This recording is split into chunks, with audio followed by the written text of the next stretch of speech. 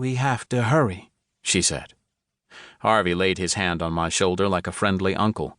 Ray, go get your coat. I'll clock you out. I told Catherine I'd meet her out front and went into the break room.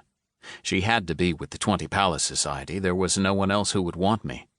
I had been dreading the day they would contact me again. Dreading it and wishing for it. I grabbed my flannel jacket and hurried outside without speaking to or looking at anyone.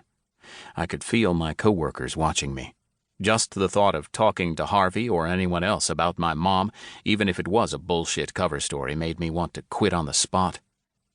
Catherine waited beside the wheel of an Acura sedan, one of the most stolen cars in the country.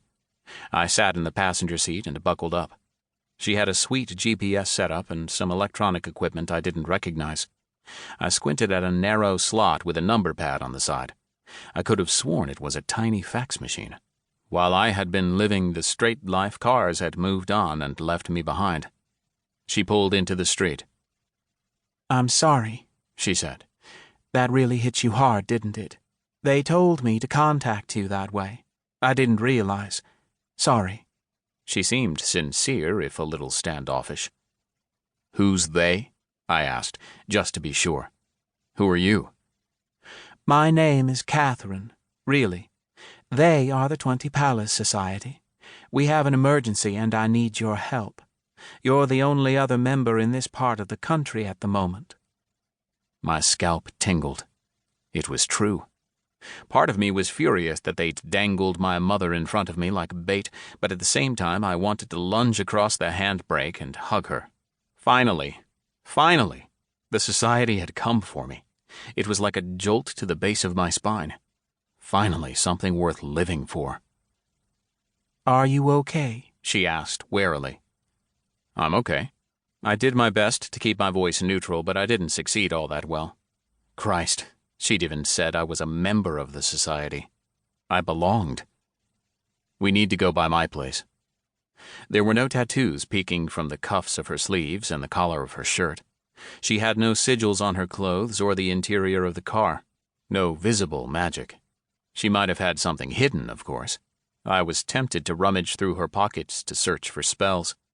She drove to my place without asking for my address. My hand was trembling and I gripped my leg to hide the adrenaline rush. I'd thought about the society often over the last 7 months. Aside from a visit from an old guy with a brush mustache who'd debriefed me about Hammer Bay, I'd heard nothing from them. I hadn't even gotten a call from Annalise letting me know how she was. I had been telling myself I wanted to be cut loose. I had been telling myself I wanted to be forgotten. But now they had come for me again, and every traffic light and Christmas decoration seemed saturated with color. In fact, all my senses seemed to have been turned up to 10. I felt alive again, and I was grateful for it. At my aunt's house, I had Catherine drive around to the back. I climbed the stairs to my mother-in-law apartment above the garage and let myself in. I went to the bookshelf and pulled a slip of paper from between 2 yard sale hardcovers. It had been covered on both sides with mailing tape and had laminate over that. A sigil had been drawn on one side. My ghost knife. It was the only spell I had, except for the protective tattoos on my chest and forearms. They didn't count, though. The ghost knife was a spell I'd created myself, and I could feel it as if it were a part of me. I slipped it into my jacket pocket and looked around. What else did I need? I had my wallet and keys, and even for the first time in my life, a credit card. Should I pack clean underwear and a change of clothes? Catherine honked. No time for that, I guess. I rushed into the bathroom and grabbed my toothbrush. Then I wrote a quick note to my aunt to tell her I'd be gone for a while and please don't worry. Catherine honked again before I was done. I carried the note down the stairs and annoyed Catherine further by running toward the back door of the house. I stuck the note on the back side of the wreath on the screen door, rattling it in the frame. The inner door suddenly swung inward. Aunt Teresa was there, looking up at me. Ray?